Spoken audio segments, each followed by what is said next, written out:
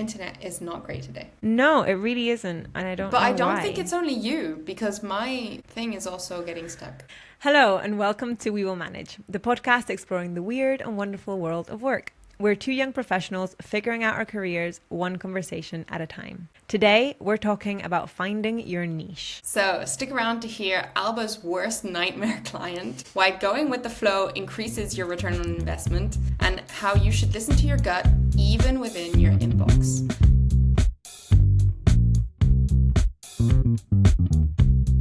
And also we wanted to remind everybody that you can also head over to YouTube. Our full episodes are all available on YouTube with way more personality than just our voices. Cheers. Cheers! Before we do any more, actually, point your mic more towards you because you are quite a bit lower in the editing than I am. Because you also quite often will sit back. Point this at me? Yeah. So when you sit back, you get really low. When you're forward, it's okay. When you like this, it's okay. But when you lean back, it loses you because it's like this.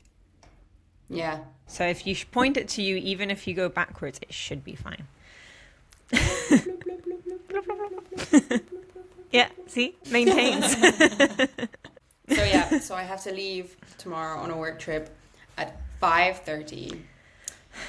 So we're catching the train at 6 a.m. from Lausanne. We have to be in the place at 9:30. It's the north. And so I told my coworker today. So I told my coworker today, okay, so we agree to not talk to each other until 7 a.m., okay? Just so we're sorry, what was that? I didn't hear you. When I was in Costa Rica, and I'd always wake up really early, there was actually a rule in the retreat to not speak to anybody till after breakfast, which I loved. It was like, oh my God. I like it. Yeah, maybe some people were like, this like an international thing. Yeah, some people were like, oh, this is really difficult. And I was like, Mom, caught up with it real fast. No problem. Going to instill this into my everyday life with everybody. Yeah.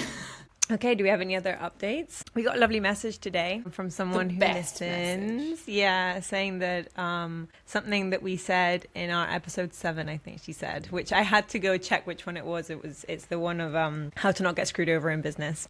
Mm-hmm. And she said that something in there helped her with a client.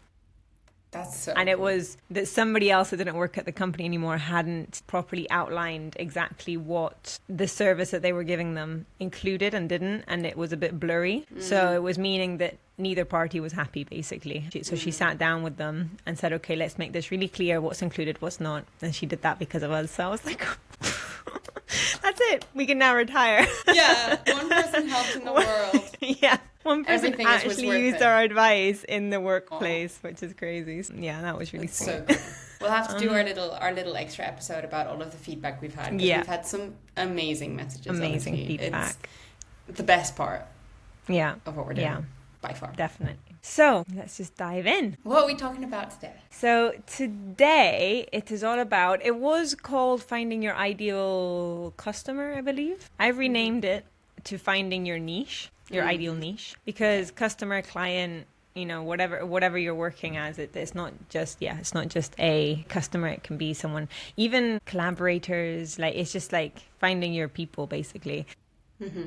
This episode is about finding your people, the ones who get you, the ones that it's fun to work with, the ones that maybe not. When it comes to clients and customers, if we're lucky, we get to choose. It's not always the case, so that's obviously something we are very aware of while we're talking in this episode, that obviously this is in an ideal situation. You get to choose who you're working with, including clients, customers. I am closing my WhatsApp because that's pinging away my ear. But yes, and the reason we're talking about this today is because, in our opinion, finding your niche leads to satisfaction in the workplace and feeling more fulfilled. And most importantly, it leads to less burnout. I think a lot of burnout can come, it depends in a lot of cases, your clients and customers and your people make a big difference when you're talking about things like burnout. So that's the reason why we wanted to do this episode. So much time, don't you, talking to clients and talking especially when you're working directly doing projects for them.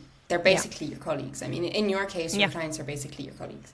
Yeah, so absolutely. That obviously makes a massive difference and impact in how you feel and how we're Yes, yeah. And recently I have had some interesting experiences with definitely nightmare clients. I'll look forward to those stories. Yeah, I think, yeah, even like we're doing this episode and I'm still working with nightmare clients. So yeah, it's definitely not always a realistic thing to be able to choose your ideal client or customer. But yeah, this is a ideal scenario. I was actually interested to know how you, because when you, I guess for you, it's maybe more like providers and stuff rather than, or other companies and businesses rather than, I guess, individual people inside of those, but it's not quite the same. I mean, I think that's actually maybe something that I've really come to have to realize is that, yeah, we're a B2B business. So I can talk about, you know, the company that I've been working at for the past 3 years. And also in the case of the new startup, even though we don't currently have any customers, but when we do. Near future.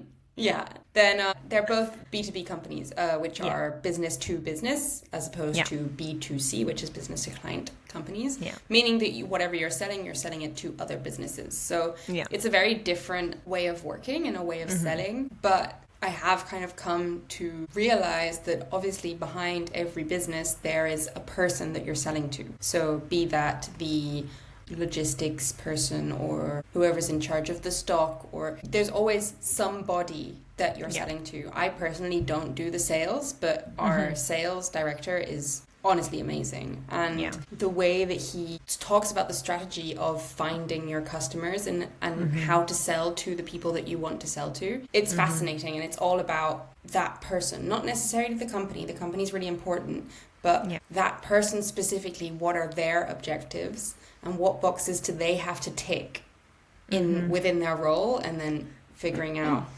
how to tick those boxes for them. So we don't sell to individual people, but at the end of the day, we kind of it's still there. I think for me, I do a mix. Sometimes it's solo entrepreneurs, sometimes it's companies that I'm doing stuff for, so sometimes it is B2B, sometimes B2C, so it kind of depends.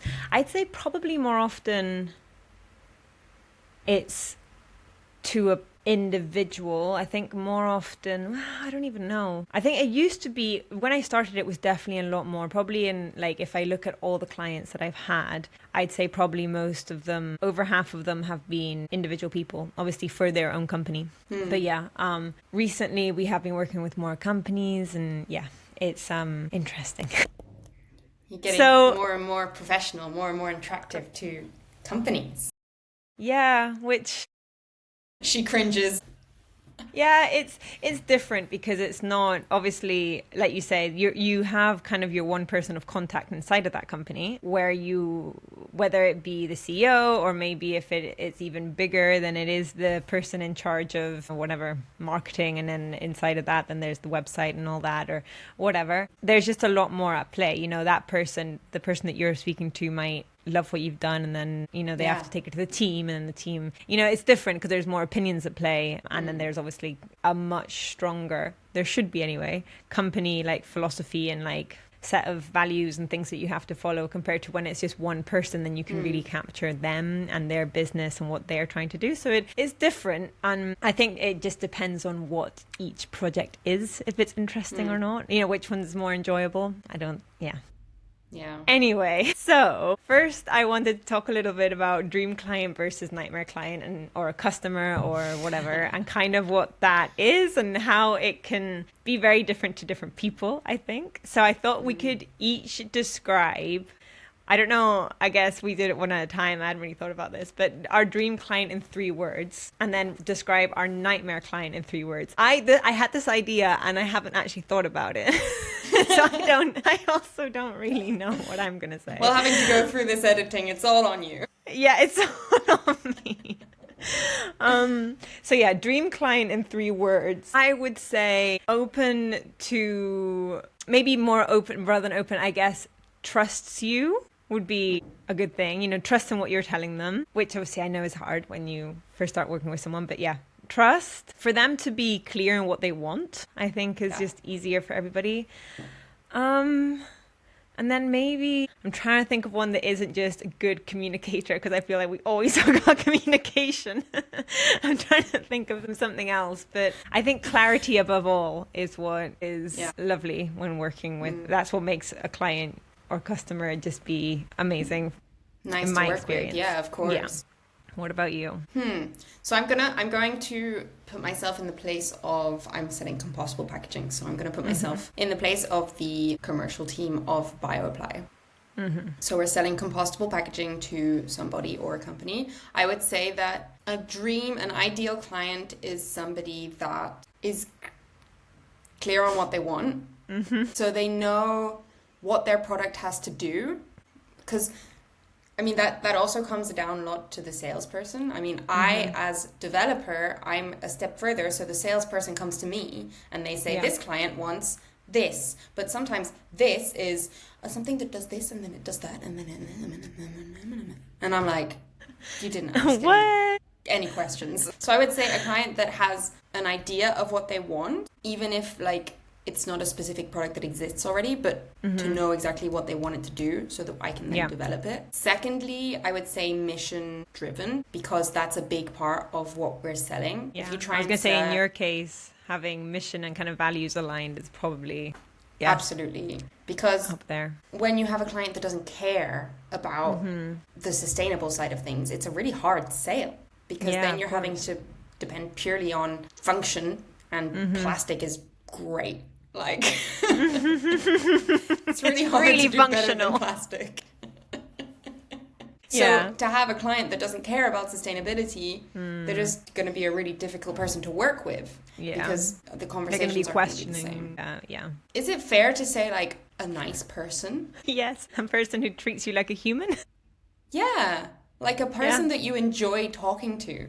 Yeah. Because you can have great, big, massive clients that are not nice people to talk to. And that doesn't make them nice clients to sell to, no matter how big their company is. Yeah. I've actually put here, quick tip. If you're always dreading their emails, they're probably not your people. So easy to distinguish. Yeah. Yeah, I think a couple people came to mind, Yeah. And now, how would we describe our nightmare client in 3 words? So, I mean, I guess it's just the opposite of all those things. Number one thing for me, kind of when you're saying if they don't care about sustainability, then it just becomes a harder sale. Well, for me, it's kind of when people just come to me because they know they need a website, but they don't actually care about it. You know, they don't understand why branding's important, but they know that they need it. So they're just like, that is really complicated, because when you try and explain parts of the process, they're just like, but why? Like, I don't get it. Like, why? What's the point? Yeah, and also you need, for you to be able to create something like that, you need a lot of their time, don't you? You need them to be able to explain what they do. And very good communication back and forth, and get to know them to be able to do something that they're going to be happy with, because I could just do any generic design. Don't die. Excuse me. Tea went down the wrong way. No. I'm good.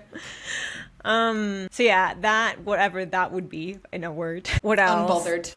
I'm going to turn all of your things. Every time you say like a phrase, I'm thinking, how could I turn that into a word? So this one's going to be unbothered. Difficult with payments. It's such a big part when people fight you, and that's a lot of the problems I've been having recently. That is a part of the reason of the stress I've been having the last couple of weeks, is just people being difficult with payments, which is one of the very big reasons that I do not, as much as I do love it here, I do not enjoy working with Spanish people. There are some that are great, but more often than not, they just try and negotiate. Yeah, negotiate and try and like, oh, but I don't need this. I guess it comes a little bit of like I guess it comes a bit down to what I was saying before about not really understanding why any of it's important. So they're like, if we take that part of the process out, can we make it cheaper and stuff like that? Yeah. And then, I mean, the biggest one is not having clarity, which is I think the main one with the dream client. And when they don't have that clarity and they're just like almost the opposite of trusting you, as in not the opposite, sorry, like taking it too far of like, oh, whatever you do is good, you know, and then like you say, to be able to do my job properly, I do need to have those conversations. But then if they're like, no, it's fine, you know, just you do whatever because I trust you, it's like almost taking it too far. You decide what my values are. Yeah, exactly. Exactly. Just Values, design my company for me. I don't know what that is. So yeah, whatever you say is, I'm sure, fine. So I again don't know what that would be in a word, but that's basically different scenarios that just make life hard. I think the most uncomfortable one by far is the money situation, just because I hate talking about money. Yeah. It's gotten a bit easier with losing the imposter syndrome side of things, but it's still uncomfortable when someone questions your quote. And it's like, okay, now I've got to defend it. If you valued, it's like, if you come to me, why do I now need to, so I don't know. It's a whole thing. That's a really good topic that I look forward to going into more in detail, because it is a topic that I think we both struggle with. I don't know where that comes from, so we can analyze that. But like, I was particularly stressed today at work for financial reasons, and just how having to have these conversations with different entities and stuff.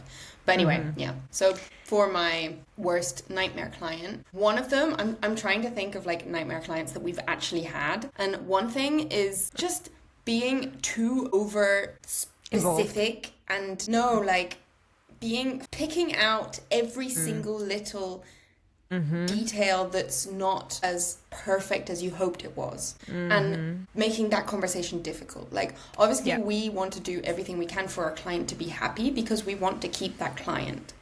And if for technical reasons or this, that, and the other things go wrong, we're going to have to deal with that situation. But some clients, there can be like, okay, I understand, let's do this. And then we adapt to each other. Come up with a solution, find a solution. And then others, I mean, we've had cases of people like sending in measurements on the bags and like, this is 0.72 centimeters too far left. It's like, it's just because I've had that kind of thing as well, and you just think, this isn't like constructive criticism anymore. This is just being a pain in my ass. Like, I don't understand why this is so important. Like you say, obviously quality, I think if you love what you do, you want your work to be as good as possible always. So you are giving your best self. And whenever anything like that's come up, where it has been a genuine mistake of mine, obviously it's like, oh my God, I'm so sorry. But sometimes it is just like, what? How did you even notice that? And like, I do. So yeah. And I mean, that's obviously, it's hard to kind of say that and not make people think, well, you just need to, they're pointing out an error that you need to correct. And like, absolutely, yes, but there's certain ways to do it. Yeah. And have that conversation and be solution oriented, which lots of people aren't. And that can make life really, really difficult when you're trying to supply. Yeah. That one. Whatever word that is. Picky. Yeah, that is the first one that came to mind. Yeah. Tiquismiquis. For the Spanish ones of you out there. Really difficult clients can be clients that never respond to your... Do you know what I found it. You found it. You found the one. That you send an email to. Yeah. And they only respond to 1 or 2 of the 7 things you said. Or questions that you asked. Another thing that I have been struggling with this week, and it's just like, there's this Spanish Instagram page called Spain Says that has a very funny thing like around that, which is something like, born to say like, what the fuck's wrong with you kind of thing, or like, why are you such an idiot, and like, or something like that, and it's like, but forced to reply to your email politely, and then it has like an example, and it's just so like what you want to respond. As I said in my last email. Yeah. Yes, as I said, yes, exactly. Yeah, what I've kind of thinking about it, kind of grouped each thing. I've put that the dream clients respect your boundaries, pay on time, and make you feel valued. And nightmare clients drain your energy, which is when the client management feels like more of an issue or more of a time-consuming thing than the actual project, which with some clients it literally does, like the back and forth, the calls. So yeah, drain your energy, question your rates, and make you doubt yourself. When I was thinking about niche and what it is to basically work with the your people group, I kept coming back to flow. So this is something that we've talked about before. I am obsessed with the book, I think it's called The Psychology of Flow, possibly, by a name that I will leave in the show notes. Go on, give it a go. So the first name is Polish, but I'm not sure how to pronounce it. So possibly Mihaly? Mihaly? Mihaly? But the second, I think I have to send a photo to show you. It's CSIKSZENT. Mihaly again is how it ends, which is strange. But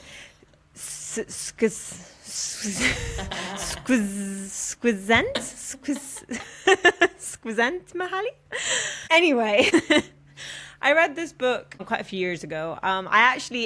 Looking into it again, and I got it out again to kind of talk about, because there's different sections. There's flow in your personal life, in your, with your social life, and one of them is flow at work. So that's the kind of bit that we're going to center on today a little bit. So first of all, what is flow? Flow because I feel like it's a word the same as many other things that are kind of hippy dippy feel. It's something that isn't an expression that we use a lot with like go with the flow. But what in this book, the author defines as flow is the mental state where you're fully immersed in an activity, losing track of time, self-consciousness, and outside worries. It's often described as being in the zone. So that's how he describes flow. And it's definitely something that I feel a lot. I think we've talked about this before with things like editing videos and stuff like that. When I'm working on a project for a client, I can get so lost, and then suddenly 6 hours have gone by and, haven't noticed it. So he says this state is intrinsically rewarding, meaning the activity itself is enjoyable regardless of external rewards.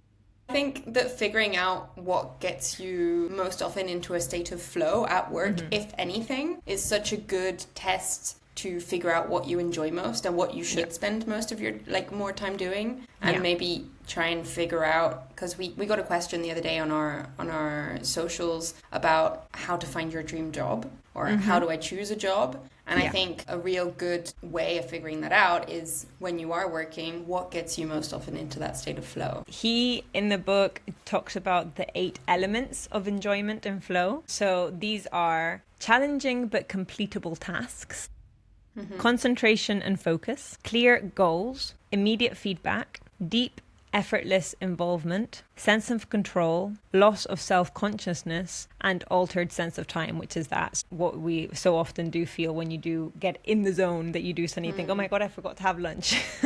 I feel like a lot of these things definitely lead to a good experience working with clients. So, concentration and focus, obviously, when the client is also motivated and excited as you are, then you get better results. Clear goals, we've talked about already in today's episode and lots of times before. More than immediate feedback, it is kind of that having that open conversations. But yeah, I just thought a lot of those points kind of, if they feed into work with a client, then there's obviously something there that's going well. Yeah, I mean, I can definitely relate to that. And I think choosing your clients, if you can do so, and you're obviously always choosing a project with a client, even if it's selling them a standard product. If you're choosing that client, it's probably because you're offering them something slightly personalized or something like that. And choosing projects that you are more likely to find this state of flow is going to make working for them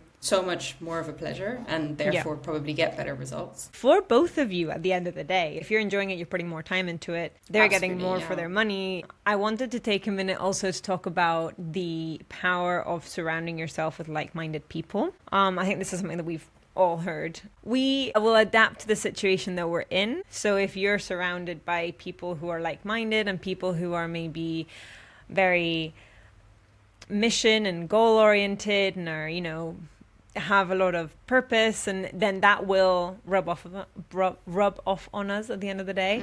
And it can really, from my own experience, it really kind of boosts creativity and confidence, and when you start talking with someone who's passionate about the same things you are, and then you start kind of brainstorming and back and forth. And passionate people is just the best, the best people to work with. One of our listener dilemmas was more questions sent in, was quite along this thread. So I thought I would throw it in here. And it goes, I feel like I'm always explaining myself to clients and having to defend my decisions and pricing. How do I find people who just get it? I think to have the luxury to be able to choose who you work with is amazing. I think I have definitely turned down some people, but it's not the norm. Sometimes you have to say yes to projects that maybe aren't as interesting or fulfilling or whatever. But I think explaining myself to clients and having to defend my decisions, I think you can judge pretty well in the first meeting with someone. Over email, not so much. I think it can be harder. But when you have even a video meeting with somebody, you can gauge pretty well the kind of person they are, I think. Yeah, and also learn what questions to ask, I guess. So if you know what you're looking for, then you'll be able to ask the right questions, and then you can easily identify if they're an ideal client or if you need to step away. Maybe not take this one. Yeah. I also always say to people that first half an hour call is free for us to see if we're a good match to work together. Like, I will literally say that to them, so that it is tell me what you need, I'll tell you what I can do for you, and we'll see if this is something that is going to be something, if we are like-minded enough to work on this, because at the end of the day, it is a creative thing that if you don't click, you don't click, and it doesn't work. Last week, I spent 2 whole afternoons going back and forth with the client, which is just such a big waste of my time and their time, and it actually, I don't know if I should say it or not. I think it's fine. They're not going to listen to this. And even if they did, no one else knows who it's about. But all the problems, which this is another layer of, I don't know, security to throw in when setting everything up with a client, the problems had all come from that they had signed the contract without reading it. So they were coming out with gems such as, but as I didn't read it, that document doesn't count.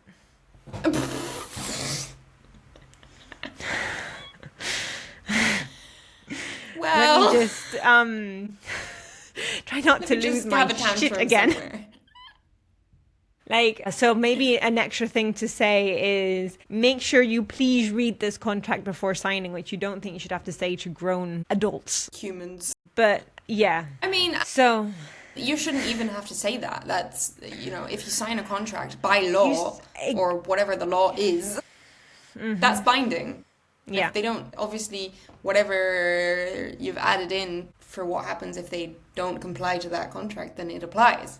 Yeah. Yeah. So, I totally get what it's like to have to be in that position. How do you find people who just get it? Yeah, I think just you can gauge from someone, and you can always be wrong on what that person's like and if it's a right fit or not. And if you can pick and choose, then yeah. Maybe a good piece of advice that depends a lot on your industry and what you're doing. But if, like in Alba's case, when you take a client, that's a big part of your time, and you're going to be working on that a lot. Maybe trying to find other people that have worked with this person on other projects and asking them if that's something that's possible. I know that people do it a lot with investors. We mentioned that last week. But if you can find somebody that has worked with this client on something else, I mean, lots of platforms. Even just a quick Google search. Yeah, exactly, yeah. If they have reviews or... depending on the company, whatever. So that's something to look into, if you can find other people's feedback on what they're like. Yeah, definitely. A couple months ago when I took on a new client, and in the first day or two that I had started working with them, it was social media. One of our friends actually said to me, make sure, just basically be careful with this client, because I've worked with them inside of, or my company, I don't know if she had, but my company's worked with them. And at the end of the project, they were being really difficult about payment. So be careful. And I was like, okay. Because with branding and things like that, I do it that it's 50-50, 50 at the beginning, 50 at the end. When we still haven't done, when the contract's just freshly signed, and then the other 50 when everything has been delivered. But with social media, it's more complicated, and normally people don't like to pay until the end of the month. The full thing. Again, this is just Spanish people. Other companies in Europe always pay in the first week, and it's fine. But so that was a bit oh, okay, this is interesting. And yeah. So yeah, definitely finding somebody who's worked with them before can maybe just give you peace of mind or maybe help you in the decision making, definitely. Yeah. And help learn how to like deal with them, I guess. I can imagine lots of situations where if we've sold to a company, if we can then talk to other suppliers that work with them, they can be like, they're like this, that, and the other. And if you do this, then usually that works. Or Yeah, which is also a good thing to keep in mind for yourself, you know, if interesting to think, okay, so if somebody asked, I know a potential client asked another one of my clients, what's it like to work with them? It would be interesting to know what they say. So yeah, also a good thing to keep in mind that if people are doing that with you, you know, how are you coming out in that conversation? So yeah, so from all of this, a tip is that if you're constantly negotiating your worth, you might be selling to the wrong crowd, which that's kind of what we're going to talk about next, because obviously a big part of actually getting that client, customer, getting to that niche is how mostly, if we're lucky, we get word of mouth, and that's the best, because one, what we're just saying of you're coming recommended by someone, so they've already done that step of asking somebody else because, you know, they've said, do you know a good, insert your service here, and they said, oh yeah, this person, so already, you know, you've come with a good review, they've come with a good review of you. But that's not how you can build a business. So you have to sell it yourself. Most of the time is online nowadays. There are other ways to do this, obviously, but most of the time when we're talking about putting your business out there, we mean online, whether that be website, social media, whatever. How you are selling is such a horrible word, but you know, how you're representing yourself and your business out there is going to attract certain people. Yeah, so that can people. Also come down to, if you do keep getting people that you're like, these aren't the kind of people that I want to work with, maybe that's something to look at. How are you representing yourself? A little advice, which we touched on our episode 2 about showing up online, when we talked about embracing the new era of realness, which basically is just to attract people that you know, like-minded people. If you present yourself as yourself, you're going to attract people who are drawn to that. And if they're drawn to that, most likely it's because, you know, you are then going to get on with them. So to kind of ditch the marketing speak, I think it's something that we're also kind of immune to at this point. You know, when marketing first appeared, it was this big thing and so powerful because we were very influenceable.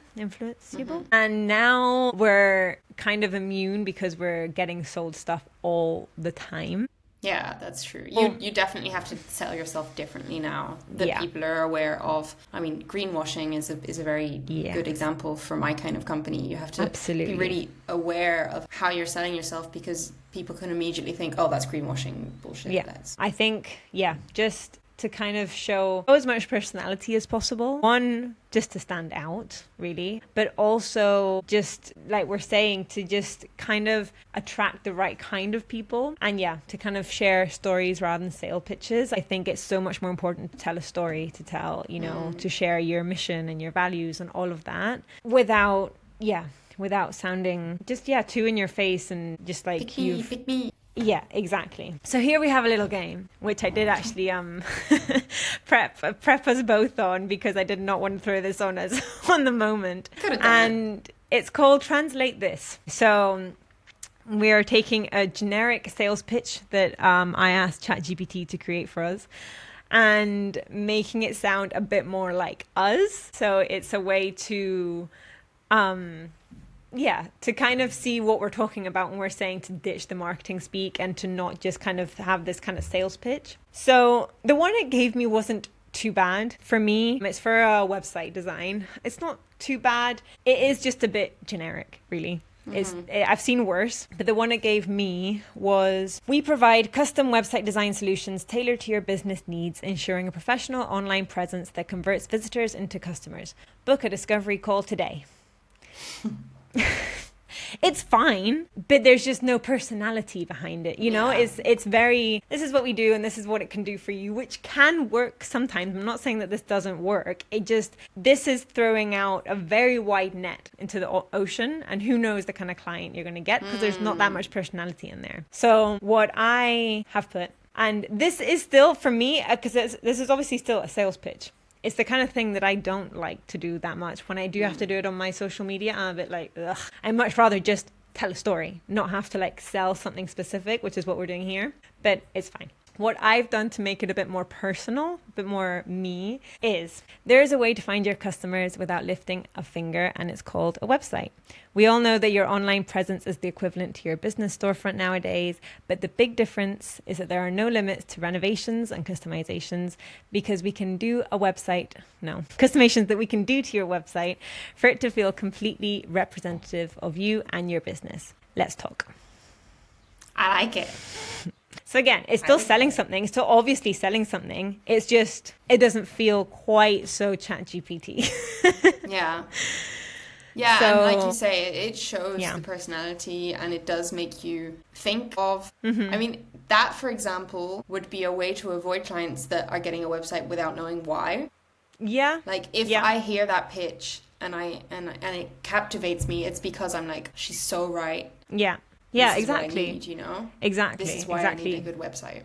Yeah, absolutely. What's yours? Okay. I sent you a couple. Did you choose either of them? Of the generic ones? Yes. So was it to choose? Okay, I did both of them. You can give us both if you want.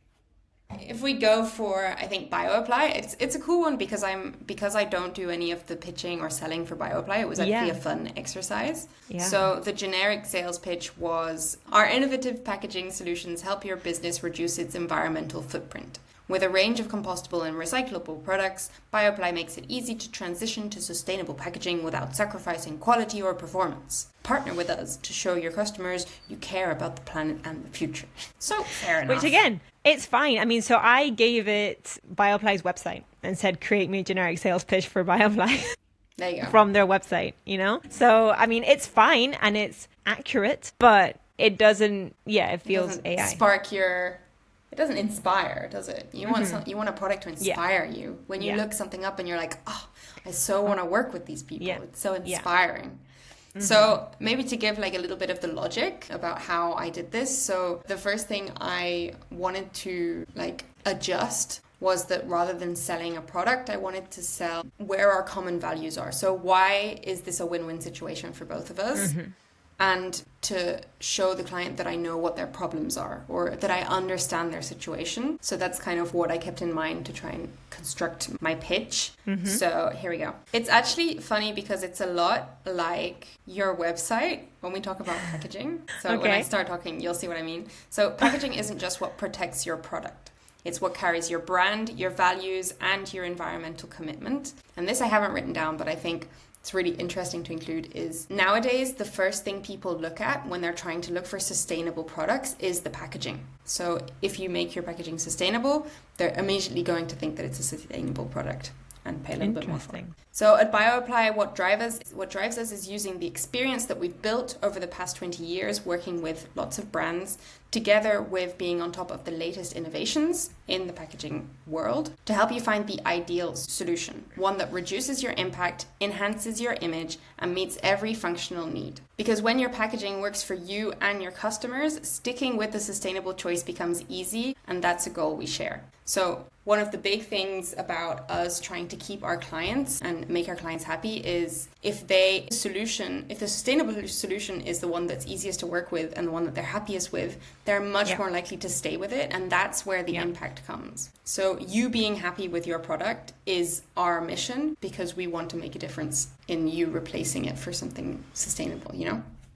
Absolutely. Sorry, I went on a bit, but like the pitch is in there. Oh, no, yeah. And it comes down to that it feels like it's clear because that's when it's a sales pitch for whatever, you know, you've got the person after reading it has to know what is being sold, which both the ChatGPT generic ones had. That's good. I think both of our ones had as well. But it feels, basically, I would say after you've written your sales pitch, try and look at it objectively and think, does it feel like a person wrote this?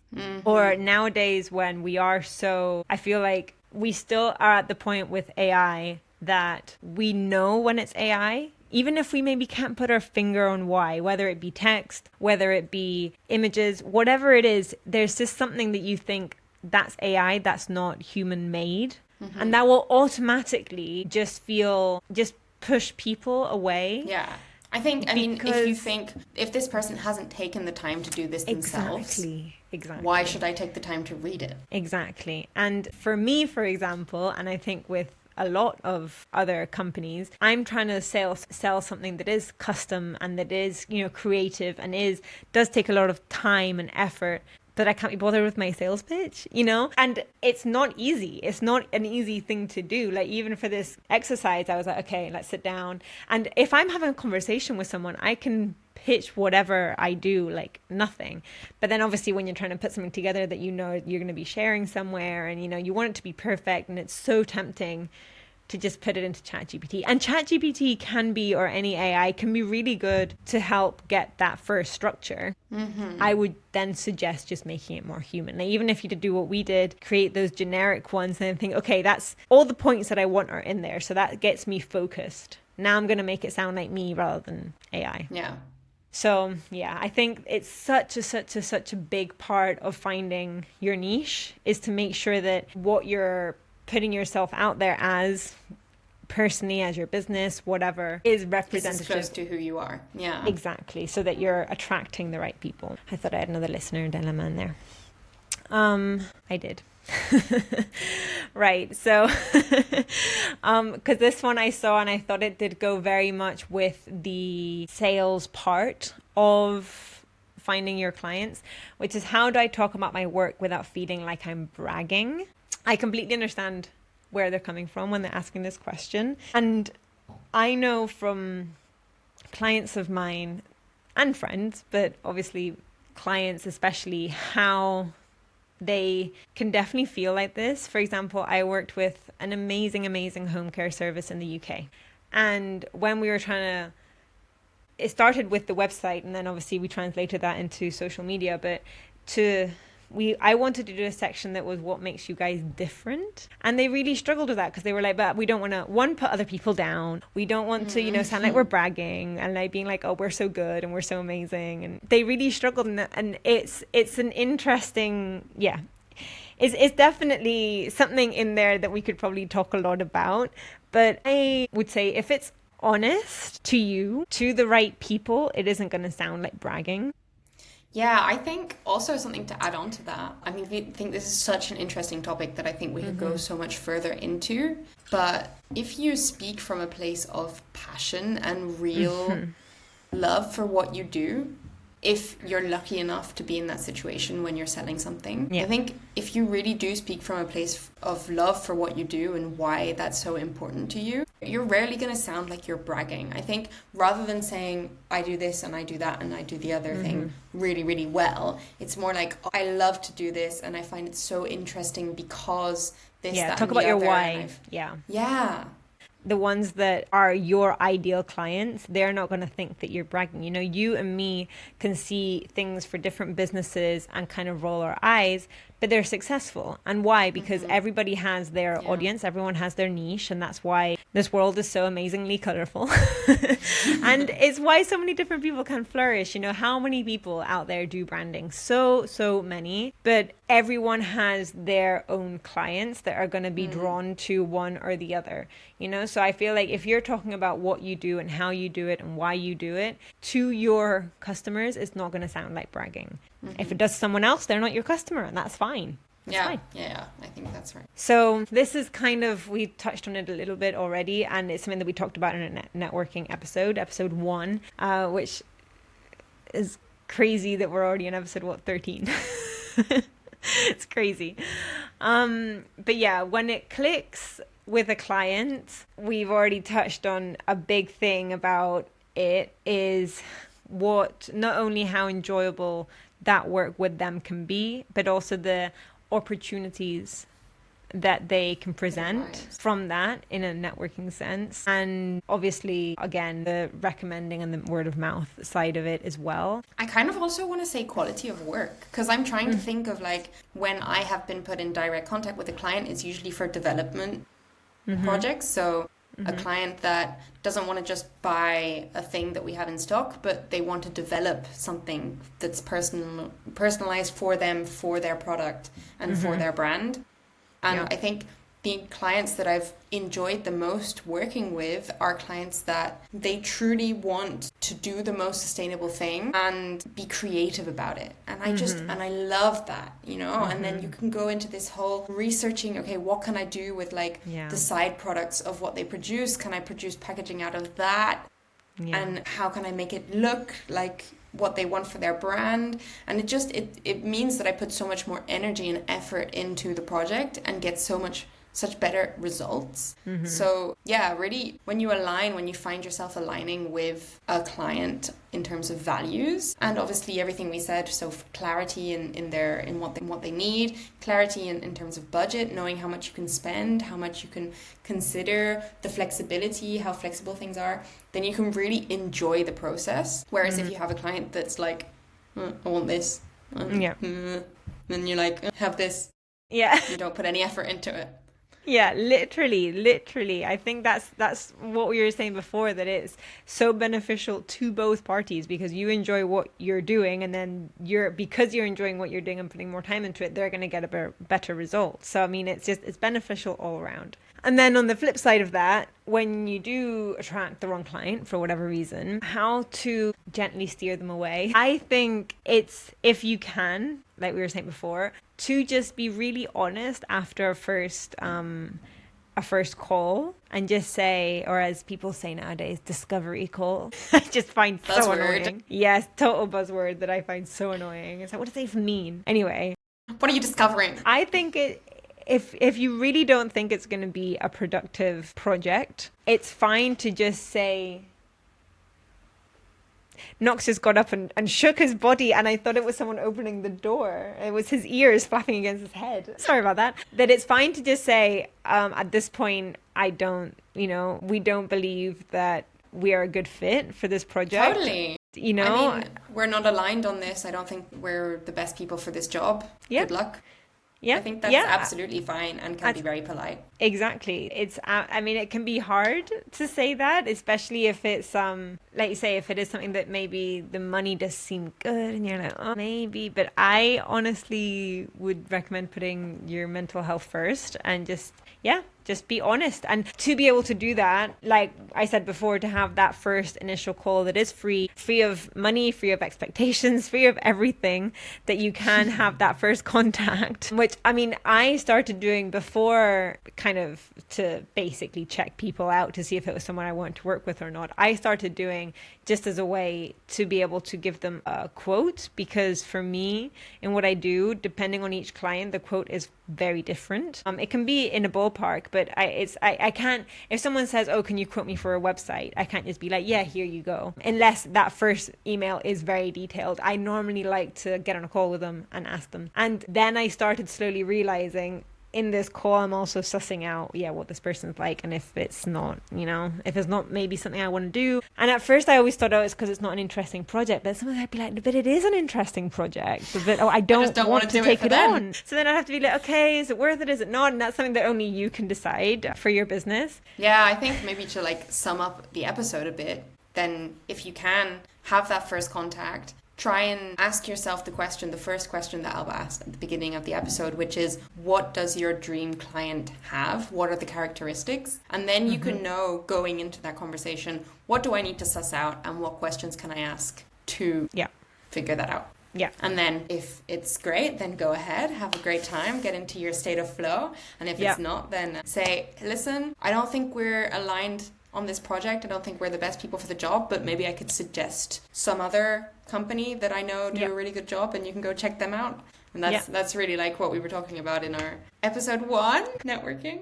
5 years in, I'm still working with people that I think, why am I working with this person? So it's going to happen. I think it's kind of, people are all different. From a professional relationship, it can sometimes be hard to gauge, but it's, just take it as I'm learning from this, move on. Now I know these are things to look out for, red flags or situations that I hadn't been put in before. If you work with a client that is an absolute nightmare, chalk it down to experience, move on. It's fine. Yeah. Try a maximum. Obviously, you're always going to be wanting to look for lots and lots of clients anyway, so don't put too much pressure on yourself. You'll go through shit projects and shit clients, and you'll learn in the process. Try. And if at first you don't succeed, try. That's today's episode, Finding Your Niche. It's all about finding your people, and to be able to find your people, you have to figure out who those people are. So it takes time, and it's absolutely fine. And it's just a learning experience. So we hope you enjoyed. And yeah, hopefully you are surrounded by your tribe. Yeah, I think it's actually also a really good segue into what we'll be talking about next week, which is a bit of a different one. Mm-hmm. So we're very excited about it. It's maybe a bit of a more controversial subject. We're going to be talking a little bit about the spirituality of the business world. Mm-hmm. So maybe we'll lose some listeners, but I promise we're going to do it very down to earth. Yeah. And we'll attract the right people, right? Yeah, exactly. We're being ourselves. Yeah. So we'll probably touch on like the state of flow, like you mentioned, things like this. Mm-hmm. Very exciting, and look forward to seeing you there. Yeah. And if you have any comments about any of the things we mentioned today or any questions, hit us up on our social media. We will manage podcast on pretty much any platform. Pretty much anything. And if you can't find us, let us know and we'll try and do something about it. You can also send us an email on wewillmanagepodcast@gmail.com. And aside from that, see you next week.